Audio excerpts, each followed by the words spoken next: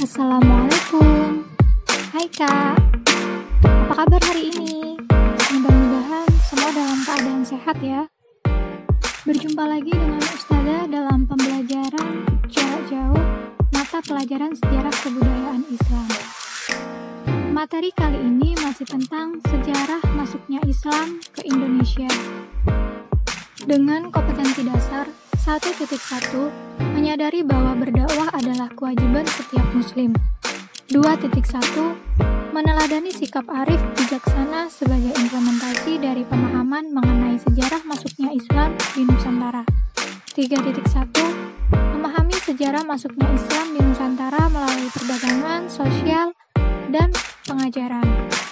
Sedangkan tujuan pembelajaran kali ini, siswa dapat menjelaskan perkembangan Islam di Indonesia. Kepulauan Indonesia terdiri atas 5 pulau besar, yaitu Pulau Kalimantan, Pulau Sumatera, Pulau Jawa, Pulau Sulawesi, dan Pulau Irian. Pulau-pulau ini dikelilingi oleh pulau-pulau kecil, selat-selat, dan lautan. Letak kepulauan Indonesia sangat strategis, karena diapit oleh dua benua, yakni benua Australia dan benua Asia. Tanah Indonesia sangat subur, baik oleh bahan makanan dalam berbagai bentuknya maupun oleh bahan-bahan kebutuhan lainnya. Sehingga banyak saudagar yang datang ke Indonesia untuk membeli bahan-bahan yang dibutuhkan di negaranya. Di antara saudagar atau pedagang-pedagang yang datang ke Indonesia adalah pedagang-pedagang muslim dari negara Arab seperti Mesir, Arab Saudi, India, Irak, Iran, Gujarat, dan Persia. Kehadiran mereka di Indonesia ternyata bukan hanya untuk membeli bahan-bahan yang dibutuhkan oleh negaranya atau menjual dagangannya. Mereka membawa agama Islam yang hendak diperkenalkan dan dikembangkan di Indonesia. Nah, melalui para pedagang inilah agama Islam kemudian dikenal oleh masyarakat Indonesia. Kita langsung ke perkembangan Islam di Sumatera. Sumatera merupakan pulau pertama yang bersentuhan dengan ajaran Islam. Pada abad ke-7 Masehi, daerah Sumatera bagian utara adalah pusat perdagangan rempah-rempah yang sangat ramai. Pedagang-pedagang dari Arab banyak berlabuh di daerah tersebut. Letak pelabuhan yang berada di ujung utara Pulau Sumatera menyebabkan daerah ini menjadi tempat yang strategis untuk menunggu datangnya angin musim dari timur laut menuju ke barat. Selama masa menunggu tersebut, para pedagang Arab kemudian ikut menyebarkan agama Islam.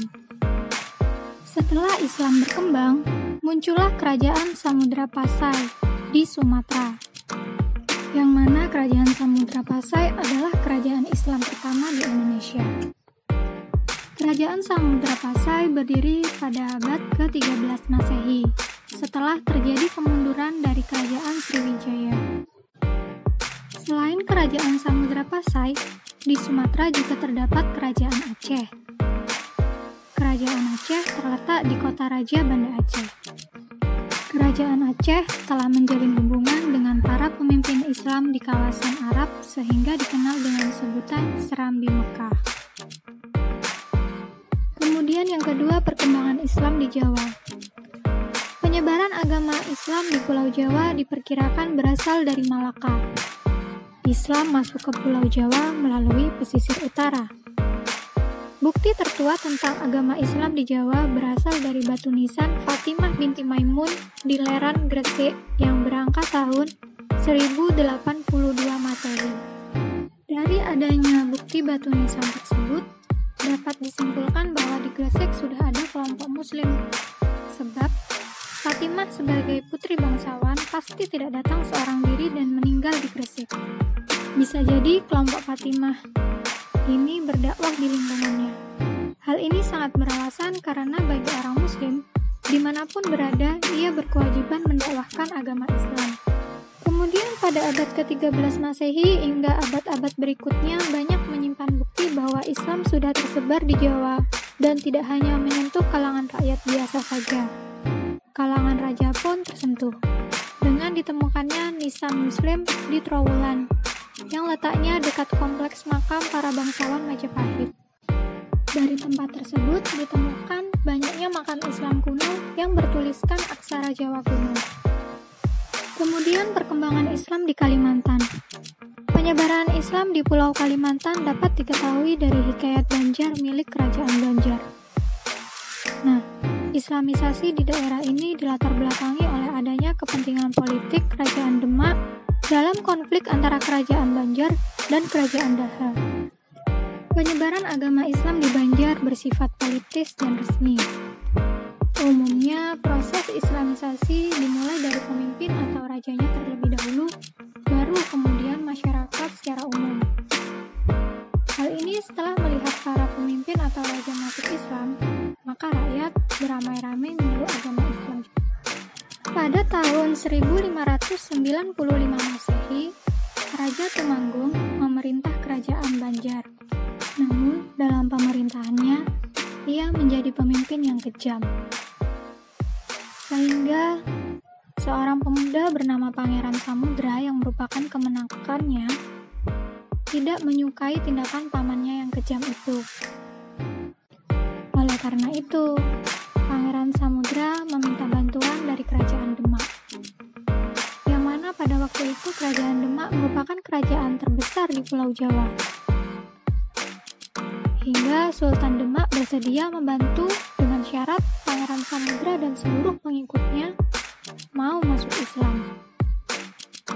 Setelah persyaratan disetujui oleh Pangeran Samudra, dikirimlah ekspedisi tentara Demak ke Banjarmasin.